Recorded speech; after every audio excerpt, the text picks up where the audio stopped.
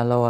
ជំរាបសួរក៏ដូចជាសួស្តីទៅកាន់ប្រិយមិត្តទាំងអស់គ្នាខ្ញុំបាទស៊ូស៊ូគីកាកូរ៉ាចំពោះថ្ងៃហ្នឹងមានគនឹងមកបញ្ចប់សេរឿង Solo Leveling របស់យើងនៅក្នុងអេពីសូតទី13ដែលត្រូវជាអេពីសូតចុងក្រោយនៃរដូវកាលទី2នេះក៏ប៉ុន្តែមុននឹងបន្តសេរឿងរបស់យើងមានក៏សូមពឹងចិត្តម្នាក់មួយគ្នាយើងកុំភ្លេចទៅស្ដាប់ Channel តូចៗរបស់ Admin ផងដែលវានៅខាងក្រោមហ្នឹងទេគ្នាយើងក៏នឹងចូលមកកាន់ Profile Channel ធំទៅគឺឃើញហើយក៏កុំភ្លេចឆែកនៅក្នុង Channel តូចៗហ្នឹងផងព្រោះ Admin ក៏បានធ្វើការ post រឿងថ្មីៗចូលផងដែរដោយមួយទៀត Admin ក៏សូមធ្វើការអរគុណទៅកាន់បងៗទាំងអស់គ្នាដែលគាត់គឺបាន donate មកកាន់ Admin បាទអធ្យាស្រ័យខ្លាំងមែនតើAdmin គឺអត់មានពេលវេលានៅក្នុងការរៀបរាប់នៅឈ្មោះរបស់បងៗឲ្យបានត្រឹមត្រូវនោះទេក៏ដោយសារតែមានចំនួនច្រើនបើសិនបើជា Admin រៀបរាប់ហ្នឹងគឺថាមិនដឹងជាប្រមាណនាទីនោះទេអញ្ចឹង Admin គឺអរគុណខ្លាំងមែនតើទៅកាន់បងៗជូនពរបងៗទាំងអស់គ្នារកស៊ីទទួលទានមានបានធ្វើដំណើរទៅទីជិតទីឆ្ងាយប្រកបដោយសុវត្ថិភាពហើយ Admin ក៏សូមសួរសុខទុក្ខទៅកាន់បងៗទាំងអស់គ្នាដែលរស់នៅប្រទេសថៃផងព្រោះថាកាលពីថ្ងៃមុនហ្នឹងគឺមានគ្រោះរំជួយដីហើយមិនអីបងៗដែលរស់នៅទីហ្នឹងសុខទុក្ខយ៉ាងណាហើយបងៗ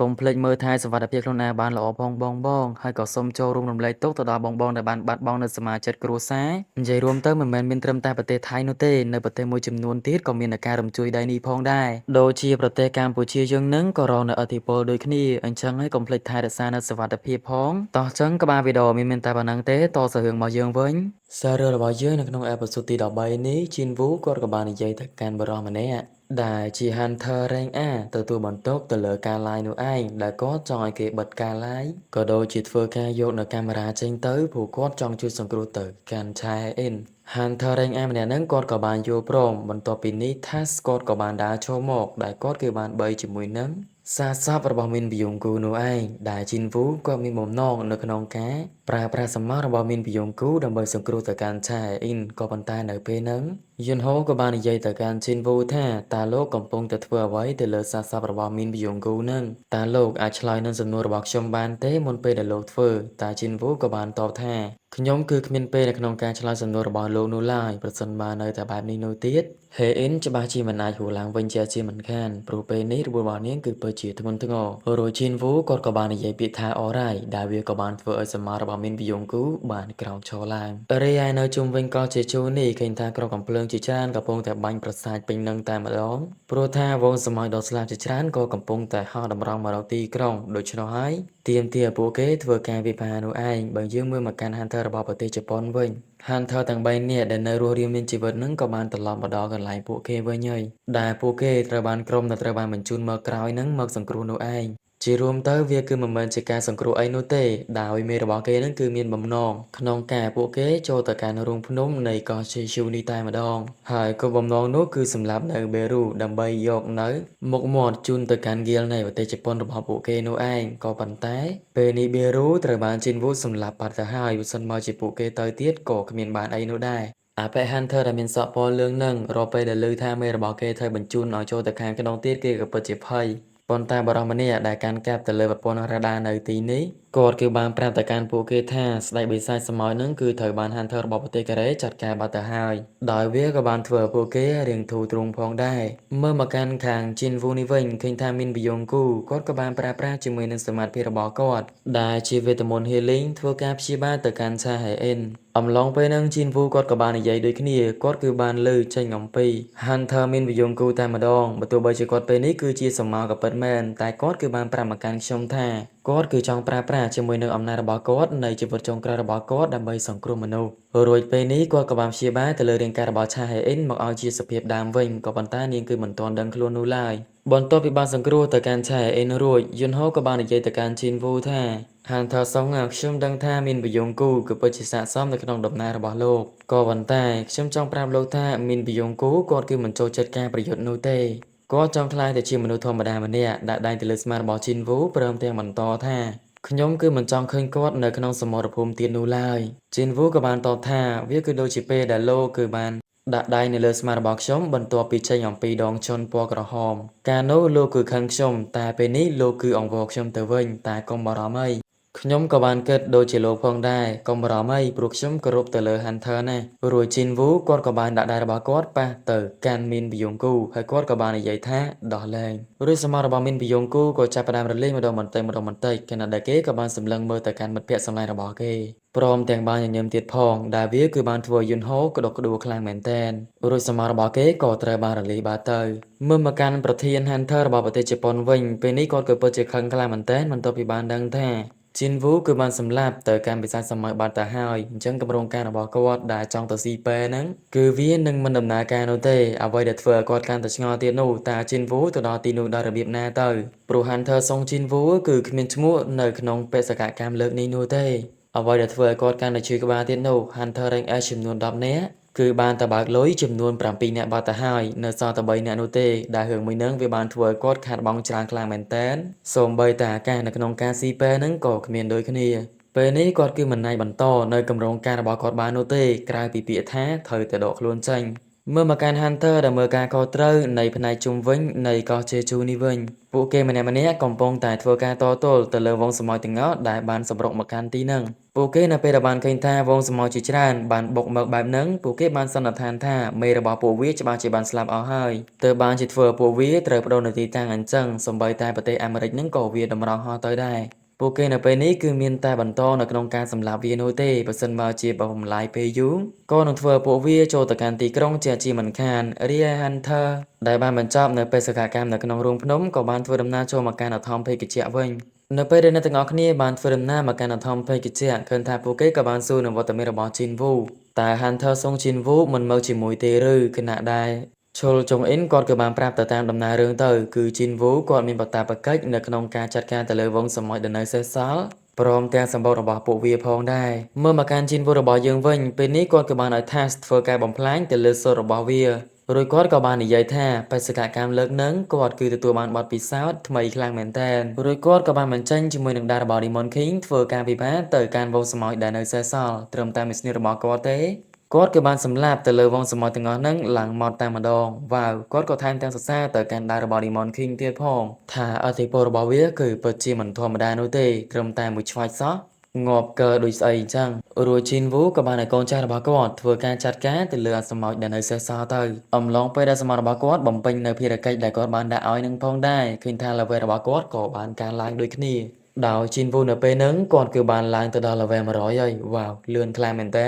រួចអ្វីដែល Jin Woo របស់យើងត្រូវធ្វើបន្ទាប់ទៀតគឺយកសម្ោរបស់ Beru នោះឯង Alright ឃើញថាសម្ោរបស់ Beru ក៏ចាប់ផ្ដើមលេចឡើងដោយគ្រាន់តែ Jin Woo ចង់ទាញយកនៅសម្បត្តិរបស់ Beru សោះគាត់គឺបានមើលឃើញនៅភាពងងឹតរួចគាត់គឺថែមទាំងសួរទៅកាន់ខ្លួនឯងថាលើកនេះគឺចម្លែកជាងរាល់ដងច្រើនខ្លាំងមែនតើ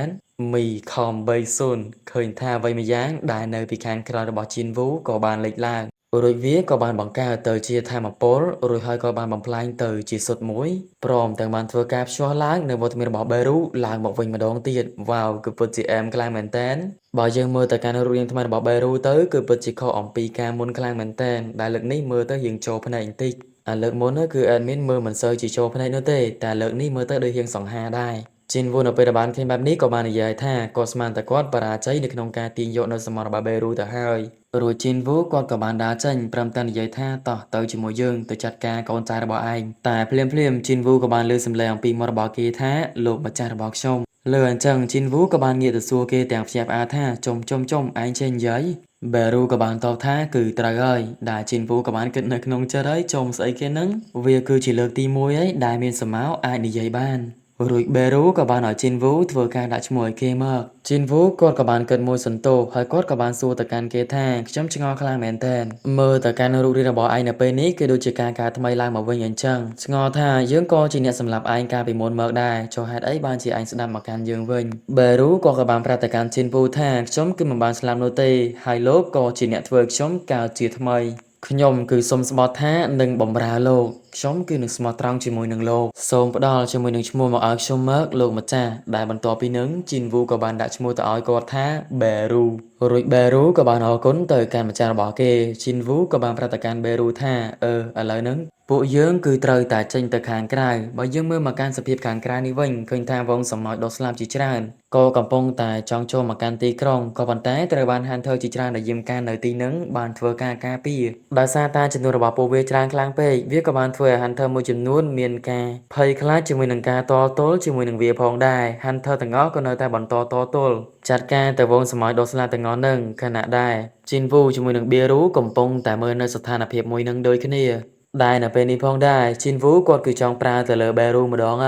ហើយគាត់ក៏បាននិយាយថាទៅ Beru គ្រាន់តែបានលើកដូច្នោះគាត់ក៏បានទៅតែម្ដងគ្មានទៅណាទេគឺ Beru ត្រូវតែទៅសម្លេះនៅកូនចៅរបស់គាត់នោះឯងល្បឿនរបស់ Beru គឺពិតជាលឿនខ្លាំងមែនទែនឃើញថា Hunter ទាំងអស់គ្នាក៏នៅតែបន្តចាត់ការទៅលើវងសម្បត្តិទាំងអស់ដែលបានលុកលុយចង់ចូលមកកាន់ទីក្រុងនោះឯងដើមឡងពេលនឹងផងដែរលោកអ៊ំម្ចាស់ម្នាក់ដែលត្រូវជាមិត្តរួមការងារចាស់របស់ជីនវូគាត់គឺមាននឹងមានគ្រោះថ្នាក់ដោយសារតែមានស្មាមួយក្បាលរៀបនឹងវាប្រហារមកកាន់គាត់តែភ្លាមក៏ស្រាប់តែមានធម្មពលវិញម្យ៉ាងបានវាប្រហារទៅកាន់វាឡើងមកតែម្ដងរួចធម្មពលនៃលឿនមួយនឹងវាក៏បានបន្តចាត់ការទៅលើវងសម្បត្តិជាច្រើនដែលកំពុងតែហោះនៅជិតៗនឹងអញ្ចឹងលឿននៃធម្មពលដ៏លឿនមួយនេះវាគឺជា Beru នោះឯងគ្មានណាគេឆ្ងាយនោះទេ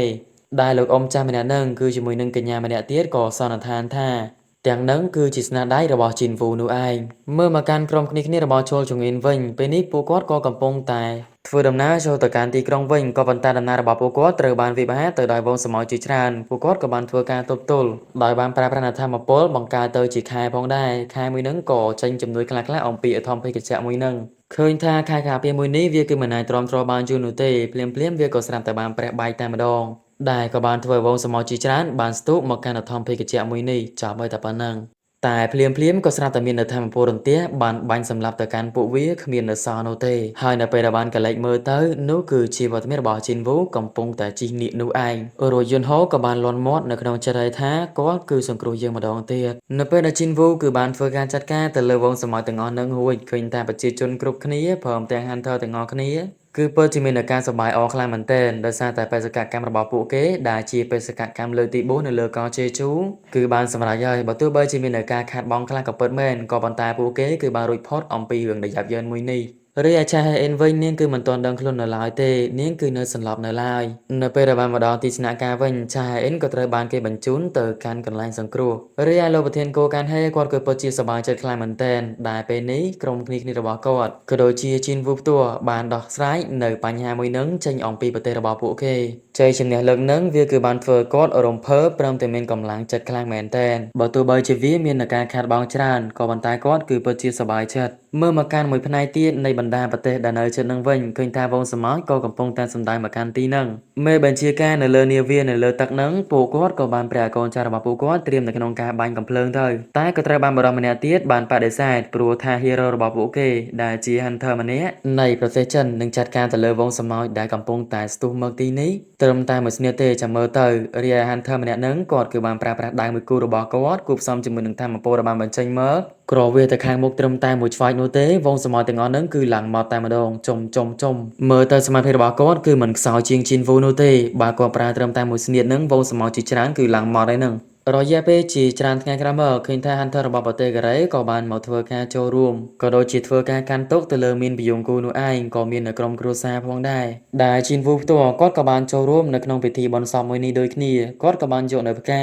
ទៅដាក់នៅចរុធរបស់មានបយងគូដែលអនុញ្ញាតថាវាគឺជាទំនៀមទម្លាប់របស់ពួកគាត់ដែលជាការបង្ហាញនៅការចែករំលែកទុកនោះឯង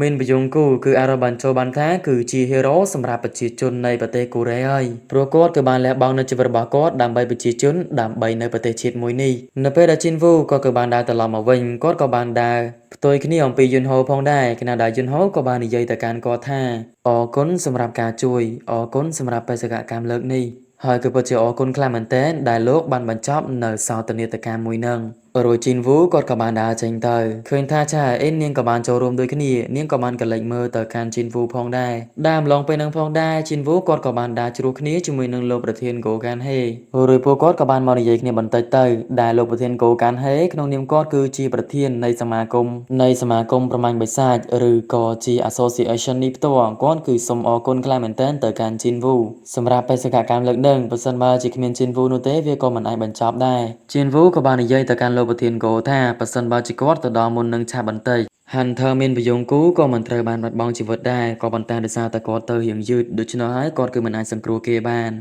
នលោកប្រធាន Go ក៏បានតបទៅកាន់ Chin Vũ វិញថាវាគឺមិនអីនោះទេលោកគឺមិនចាំបាច់បន្ទោសខ្លួនឯងនោះឡើយបើទោះបីជាមិនអាចសង្គ្រោះគេបានក៏ពិតមែនក៏ប៉ុន្តែបេសកកម្មលើកហ្នឹងគឺទទួលបាននូវសមិទ្ធផលច្រើនគឺដូចជាការដោះស្រាយនៅវត្តមានរបស់វងសម្អោចហ្នឹងខ្ញុំជឿជាក់ថានៅថ្ងៃខាងមុខសមិទ្ធផលដែលលោកទទួលបានក៏នឹងល្អដូចគ្នារង្វាន់ជាទីគាប់ចិត្តនឹងផ្ដល់លោកបានឃើញចាស់ជាមិនខានដោយទង្វើល្អរបស់លោកនោះឯងលើដូច្នោះ Chin Vũ គាត់ក៏បានអរគុណទៅកាន់លោកប្រធាន Go Kan He លោកប្រធាន Go ក៏បានបន្តថាដោយសារតែលោកគឺបានបង្ហាញនៅសមត្ថភាពរបស់លោកទៅឲ្យ Hunter ព្រមទាំងមនុស្សនៅបណ្ដាប្រទេសគ្រប់គ្នាបានឃើញដូច្នោះលោកគឺជាមិនផុតអំពីការដែល Hunter ដទៃទៀតមានបំណងអាក្រក់ក្នុងការចូលទៅចិត្តលោកនោះឡើយហើយរឿងមួយនេះខ្ញុំគឺមិនអាចធ្វើការប្រងើយកន្តើយបាននោះទេលោកប្រធានគោបានបន្តថាចុះតថ្ងៃខាងមុខលោកគឺនឹងគិតបែបណាចំពោះសមត្ថភាពចំពោះទេពកោសល្យបច្ចុប្បន្នរបស់លោកនេះ Chin Vũ គាត់ក៏បានគិតមួយសន្ទុះរួចគាត់ក៏បានតបទៅកាន់លោកប្រធាន Go Kan He វិញថាគាត់គឺចង់ចាប់ផ្ដើមជាមួយនឹង Gil ផ្ទាល់ខ្លួនរបស់គាត់មើលមកកាន់កោះជេជូវិញឃើញថាមាន Hunter មួយក្រុមពួកគេគឺបានចូលមកកាន់ទីនឹងដើម្បីបំពេញនៅបេសកកម្មរបស់ពួកគេគឺជាការសម្អាតពួកគេដែលបណ្ដាគឺជជែកគ្នាបំដាអំឡុងពេលហ្នឹងក៏ស្រាប់តែមាននៅស្មៅមួយក្បាលរៀបនឹងវិវាហាមកកាន់ពួកគេក៏ប៉ុន្តែបរិសម្នាក់ដែលនៅខាងមុខធ្វើជាមេក្រុមគេហ្នឹងគាត់ក៏បានចាត់ការទៅលើសម្បត្តិមួយនឹងតាន់រឿងមួយហ្នឹងវាគឺបានធ្វើឲ្យកូនក្រុមរបស់គាត់បានសរសើរទៅកាន់គាត់មិនដាច់ពីមាត់នោះទេដោយសារតែគាត់គឺពិតជារីផ្លេចខ្លាំងមែនតើអំឡុងពេលហ្នឹងផងដែរយើងក៏បានឃើញជាមួយនឹងវត្តមានបរិសម្នាក់ម្នាក់ដែលមានរបស់គេគឺពិតជាធំខ្លាំងមែនតើ Hunter ទាំងអស់គ្នាក៏បានសួរទៅកាន់គេថាតើលោកគឺជានរណាទៅគេក៏បានសួរទៅវិញថាចុះពួកឯងនឹងកំពុងតែធ្វើអីគេទៅ Hunter ទាំងអស់ហ្នឹងក៏បាននិយាយថាខ្ញុំគឺមិនដឹងថាលោកគឺជានរណានោះទេតែលោកគឺស្ថិតនៅទីនេះគឺជាសត្រូវហើយតែភ្លាមបរិសម្នាក់ម្នាក់ហ្នឹងក៏បានផ្ទាត់ដៃរបស់គេមួយប៉ាច់ដែលវាក៏បានធ្វើឲ្យ Hunter ទាំងអស់បានដេកដួលតាមការពិតទៅមិនមែនជាបរិសម្នាក់ហ្នឹងជាអ្នកផ្ទាត់ដៃនោះទេវាគឺជាបរិសម្នាក់ម្នាក់ទៀតនៅចិត្តហ្នឹងជាអ្នកធ្វើដែលបរិសហ្នឹងក៏បានសួរទៅកាន់បរិសម្នាក់ហ្នឹងថាតើលោកកំពុងតែធ្វើអ្វីហ្នឹងបរិសម្នាក់ម្នាក់នោះក៏បានតបវិញថាវារំខានពេកពួកគេទាំងអស់ហ្នឹងគ្រាន់តែសន្លប់នោះទេដែលយើងក៏បានដឹងដូចគ្នាថាអ្នកទាំងពីរមកដល់ទីនេះចង់ស្ទើរនៅស្ថានភាពតាក់ទងជាមួយនឹងមនុស្សបើតាមការសង្ស័យរបស់ admin ពីរនាក់ហ្នឹងអាចគឺជា Demon Monarch ឲ្យមើលទៅព្រោះពួកគេមកដល់ទីនេះដើម្បីដឹងនៅស្ថានភាពហើយក៏រៀបចំនៅគម្រោងការមួយផងដែរឥឡូវហ្នឹងគេក៏ដល់ពេលដែលត្រូវត្រឡប់ទៅវិញហើយបរិសចម្លែកម្នាក់នោះក៏បានបើកជាមួយនឹង Portal ចេញមកនិងបាននិយាយទៅកាន់បរិសមាធំម្នាក់ហ្នឹងថាតោះពួកយើងត្រឡប់ទៅវិញបរិសមាធំហ្នឹងក៏បានសួរទៅកាន់គេថាចុះតើលោកមិនចូលរួមជាមួយនឹងរឿងហ្នឹងទេឬបរិសចម្លែកសក់សម្នាក់ហ្នឹងគាត់ក៏បានតបថាគម្រោងមួយហ្នឹងមែនមិនអីនោះទេការប្រយុទ្ធលើកហ្នឹងក៏នឹងចាប់ផ្ដើមដោយគ្មានលក្ខខណ្ឌនោះឡើយរួចគេក៏បានត្រឡប់ទៅវិញបាត់ទៅដែលបរិសម្នាក់នេះគឺពិតជាមើលខ្លាំងមែនទែនដូចជារឿងខឹងដែរមិនទេរួចគាត់ក៏បានយកដៃរបស់គាត់ក៏វាសមកឆ្វាច់បើជាមួយនឹងលំហចេញមកអូយខ្លាំងមែនទែនបើលំហបានប្រើទៅដៃមុននឹងចាចេញទៅគេក៏បាននិយាយជាមួយនឹងពាក្យចម្លែកមួយឃ្លាផងដែរដោយយើងក៏បានឃើញដូចគ្នាផងដែរថាដំណើររបស់ពួកគេត្រូវបានឪពុករបស់សុងជីនវូដែលជាសុងអ៊ីវ៉ានខ្លុំមើលនោះឯងមើលមកកាន់ជីនវូរបស់យើងវិញពេលនេះគាត់ក៏កំពុងតែធ្វើដំណើរអំឡុងពេលដែលរងចាំ stop ហ្នឹងគាត់ក៏បានខលវីដេអូជាមួយនឹងជីនហូផងដែរដែលវាតើតើជាមួយនឹងការបង្កើតជាមួយនឹងហ្គាថ្មីរបស់ពួកគេដែលចំពោះលោកប្រធានគោគាត់ក៏បានយល់ស្របជាមួយនឹងកំណត់របស់ជីនវូផងដែរជីនហូក៏បាននិយាយថាអញ្ចឹងពួកយើងត្រូវតែរៀបចំនៅការិយាល័យមួយហើយព្រោះថាហ្គារបស់ពួកយើងនឹងត្រូវបានដំណើរការឆាប់ដើមឡងពេលនឹងផងដែរក៏ស្រាប់តែវត្តមានរបស់អាចារ្យសុងអ៊ីក៏បាននិយាយទៅកាន់ជីនវូថា Hunter សុងជីនវូត្រូវតែយកខ្ញុំចូលហ្គាមួយផងបើមិននេះទេយកអស់ទៅធ្វើការងារអីខ្លះមកក៏បានប្រាក់កម្លៃមកចិញ្ចឹមជីវិតនេះរួចដោយសារតែញ៉ៃខ្លាំងពេកហ្នឹងគាត់ក៏បានបិទបាត់ទៅតែក៏សោពេលដែលមានអ្នកបានតាក់ទងមកកាន់គាត់ដូចគ្នាអ្នកដែលបានខំមកកាន់ជីនវូហ្នឹងគេគឺមានរឿងជាបន្ទាន់ប្រាប់ទៅកាន់ជីនវូក៏សួរថាតើតាក់ទងជាមួយនឹងហ្គីលឬជីនវូគាត់ក៏បានតបថាអត់ទេវាគឺជាដងចិនអញ្ចឹងដងចិននោះឯងគឺបានលេចឡើងនៅលើផ្លូវតែម្ដងវាក៏បានធ្វើឲ្យឡានមានការស្ទះហើយជីនវូយើងផ្ទាល់ក៏នៅទីនឹងដូចគ្នាអញ្ចឹងហើយគាត់គឺមិនបានមកអោនយូរនោះទេនៅក្នុងការទៅទីនោះមើលមកកាន់ដងចិនដែលបានលេចឡើងនៅលើផ្លូវមួយនេះវាគឺជាដងចិនរ៉េងបេដែលវាគឺពិតជាបានបង្កនៅការកកស្ទះខ្លាំងមែនទែនទៅលើចរាចរណ៍គឺថាសន្តិសុខក៏កំពុងតែចម្លៀសនៅ រថយន្តដែលបានជាប់គាំងផងដែរអាល្អិតម្នាក់នោះក៏កំពុងតាក់ទងជាមួយនឹងជីនវូស្របពេលដែលជីនវូគឺបានមកដល់ភ្លាមអាល្អិតវ៉ែនតាមម្នាក់ហ្នឹងក៏បានរៀបរាប់ប្រាប់ទៅកាន់ជីនវូតាមដំណើររឿងទៅព្រោះជីនវូគាត់គឺមិនបានគិតអីច្រើននោះទេគាត់ក៏បានដើរចូលទៅកាន់ដងចិនមួយហ្នឹងតែម្នាក់ឯងតែនៅពេលដែលគាត់បានដើរចូលទៅដងចិនមួយនេះវាក៏ស្រាប់តែបានប្រែមកជាពណ៌ក្រហមតែម្ដងដែលបានធ្វើគ្រប់គ្នាគឺពិតជាភ្ញាក់ផ្អើលខ្លាំងមែនទែនរីឯជីនវូនេះផ្ទាល់គាត់ក៏បានដឹងដូចគ្នាជីនវូគាត់ក៏បាននិយាយថាប្រៃនៅទីនេះគឺពិតជាក្រាស់ព្រមទាំងលាតសន្ធឹងខ្លាំងមែនទែនដែលលើកនេះផ្ទាល់គឺមិនធម្មតានោះទេជាងអាលើកមុនទៅទៀតនៅក្រោមដំណក់ទឹកភ្លាមជីនវូក៏បាននិយាយថាហើយលើកនេះយឺតទៀតហើយថាតែប្រាប់ម៉ាក់អំពីដំណឹងដែលថាបាហ្គៀលតែឥឡូវគឺជាប់ដៃហើយដែលយើងក៏បានឃើញថាមានបិសាចជាច្រើនកំពុងតែล้อมព័ទ្ធទៅកាន់ជីនវូផងដែររួចជីនវូក៏បានបញ្ចេញជាមួយនៅកងទ័ពសមររបស់គាត់ចេញមកតែម្ដងដែលវាគឺពិតជាច្រើនខ្លាំងមែនទែនទាំង Demon Shadow ទាំងវងកងទ័ពសមោចទាំងពពួក High Oak ទាំងពពួកផ្សេងៗទៀតនឹងគឺបានលេចចេញមកហើយជាពិសេសនោះគឺជាវត្តមានជើងខ្លាំងរបស់ពួកយើងព្រមទាំង Beru ដែលជាដៃថ្មី No សមាជិកថ្មីតែសមត្ថភាពមិនមែនថ្មីទេជីនវូក៏បាននិយាយទៅកាន់អាណព្វរបស់គាត់ថាបញ្ចប់វាឲ្យឆាប់រហ័សមើលមកកាន់កញ្ញាឆាអេនរបស់យើងវិញពេលនេះនាងកំពុងតែឈរគិតតែម្នាក់ឯងហើយអំឡុងពេលដែលនាងកំពុងតែឈរគិតនឹងផងដែរឈុលចង្អៀនក៏បានមកដល់ដូចគ្នាឆាអេននាងក៏បាននិយាយថាបេសកកម្មលើកនឹងវាក៏ពិតជាមានរឿងជាច្រើនដែលនាងគឺត្រូវរៀនអំពីវាខ្ញុំគឺមិនអាចធ្វើអ្វីបាននោះទេថែមទាំងពីនឹងត្រូវបានគេសង្គ្រោះទៀតផងអ្វីដែលខ្ញុំចង់បាននៅពេលនេះខ្ញុំគឺចង់ដូចជាគាត់អញ្ចឹងខ្ញុំគឺចង់តាមគាត់ហើយខ្ញុំគឺពិតជាចង់ឈរក្បែរគាត់ខ្លាំងមែនទែនតែនាងគឺសំដៅទៅដល់ Hunter Song Jinwoo ហើយឯនាងក៏បន្តថាហើយដើម្បីឲ្យនាងអាចឈរនៅជិតគាត់បាននាងគឺត្រូវតែខ្លាំងរួចយើងមើលមកកាន់ជីនវូវិញសង្គ្រាមរវាងកងទ័ពសមោជាមួយនឹងវងបិសាចជាច្រើនក៏បានប៉ះទង្គិចគ្នារួចយើងគឺមិនទាន់ដឹងថានឹងទៅជាយ៉ាងណាផងក៏ស្រាប់តែគេគឺបានរៀបរាប់នៅដំណើរដើមតឹងភើមទាំងហេតុការណ៍នៅក្នុងអេផ isode នៃ season នេះទៅហើយគុកគឺជាទីងងឹតគឺជាកន្លែងដែលមានសុវត្ថិភាពបំផុតហើយ Hunter ក៏នឹងត្រូវត្រៀមខ្លួននៅក្នុងការក្លាយទៅជាសត្វព្រៃអាចនិយាយបានថាជា Demon King ក៏បានហើយទាំងនោះក៏ដោយសារតែពួកគេគ្មាននៅការត្រៀមខ្លួនទុកជាមួយនោះឡើយព្រោះផ្លូវនៅខាងមុខពួកគេគឺមើលមិនឃើញនោះទេថានឹងត្រូវបានជួបប្រទះជាមួយនឹងអ្វីផ្លូវមួយជំហានដើរទៅខាងមុខពោពេញទៅដោយការស្លាប់ប៉ុន្តែពាក្យថា Hunter គឺមិនខ្លាចនៃសេចក្តីស្លាប់នោះទេពួកគេគឺមានឆន្ទៈនៅក្នុងការប្រយុទ្ធមិនថាសត្រូវមិនថាបិសាចមានប៉ុន្មាននោះទេពួកគេមានស្មារតីនៅក្នុងការប្រយុទ្ធជានិច្ចបើទោះបីជាសត្រូវនោះខ្លាំងជាងពួកគេក៏ដោយក៏ពួកគេមិនបានបោះបង់នៅឆន្ទៈរបស់ពួកគេនោះឡើយត្រូវចាំថា Hunter ទាំងអស់វាគឺមិនដូចគ្នានោះទេពួកគេគឺមាននិស្សិតពួកគេគឺមាននៅអត្តចរិតផ្សេងគ្នាក្នុងការប្រយុទ្ធ Hunter ខ្លះគ្រប់យ៉ាងធ្វើដើម្បីគ្រួសារ Hunter ខ្លះធ្វើគ្រប់យ៉ាងដើម្បីចំណូល Hunter ខ្លះធ្វើគ្រប់យ៉ាងដើម្បីតែមុខមាត់និងកិត្តិយសតែប៉ុណ្ណោះអ្វីដែលពួកគេបានធ្វើវាគឺសំដៅទៅលើពួកគេផ្ទាល់រឿងដែលធ្វើត្រូវគឺគាំទ្រទៅលើឧត្តមគតិរបស់ខ្លួនឆ្លងកាត់នៅឧបសគ្គដែលពួកគេបានឃើញគឺពួកគេនឹងដឹងថាពួកគេគឺជានរណាឲ្យប្រកាសពួកគេត្រូវតែកែប្រែនៅវាសនារបស់ខ្លួន Hunter គឺជាអ្នកប្រមាញ់ Hunter គឺជានិមិត្តរូបនៅក្នុងការសម្លាប់បុគ្គលអាក្រក់សង្គ្រោះបុគ្គលល្អហើយនៅក្នុងចំណោមពួកគេទាំងអស់គឺគ្មាននរណាម្នាក់ត្រៀមខ្លួននៅក្នុងការបញ្ឈប់វានោះទេដែលពេលនេះគេសំដៅទៅលើការបោះបង់ខណៈដែលជីនវូរបស់យើងគាត់ក៏បានឲ្យកងទ័ពសមររបស់គាត់ចាត់ការទៅលើបិសាចនៅក្នុងដងចិត្តមួយនឹងឡើងម៉ត់ខ្ទេចខ្ទីតែម្ដងរួចគាត់ក៏បានដើរមកខាងមុខជាមួយនឹងសម្លៀកបំពាក់យ៉ាងសង្ហាអាយ៉ាទម្លាក់កវ៉ាត់ក៏បន្តិចប្រលេះលើអាវមួយសិនជាមួយនឹងទឹកមុខដ៏មើលរបស់គាត់បាននិយាយឲ្យថាវាគឺសម្រេចនៅលើគោលដៅបន្ទាប់សុងជីនវូ Solo Leveling នៅក្នុង Season ទី2គឺត្រូវបានសន្មតថាចប់តែត្រឹមហ្នឹងហើយអញ្ចឹងគឺមានតែរងចាំមើលនៅ Season ទី3នោះទេអូយចប់ទៅទាំងអញ្ចឹងអត់មានគឺអត់ដាច់អាឡ័យនោះទេដោយសារគឺពិតជាជក់មើលខ្លាំងមែនតើហើយមកចប់ទៅទាំងអញ្ចឹងហើយយើងក៏មិនដឹងដូចគ្នាថាអង្ការគេចេញ Season តនោះអញ្ចឹងចំពោះគ្នាយើងណាដែលចង់ Pay Cafe ក៏ដូចជា Donate មកកាន់ Admin នោះគឺអាចធ្វើការ Scan នៅ QR Code នេះបានឬក៏ចង់ Donate មកកាន់ Admin សម្រាប់ការបញ្ចប់នៅសាររឿង Solo Leveling របស់យើងនៅក្នុង Season ទី2នេះគឺអាច Scan វាបាន Admin អត់ប្រកាន់ទេណាដែលជាយើងក្រមានអរគុណខ្លាំងមែនតើសម្រាប់ការគាំទ្របើសិនមកជាមាននៅកំហុសខុសឆ្គងត្រង់ណា Admin ក៏សូមធ្វើការអភ័យទោសយើងក៏នឹងវិលមកជួបគ្នាម្ដងទៀតជាមួយនឹងវីដេអូសម្រាប់រឿងជាបន្តក៏ដូចជាសាររឿងថ្មីនៅក្នុងវីដេអូក្រោយខណៈពេលនេះពី Admin ជម្រាបលាបាយបាយ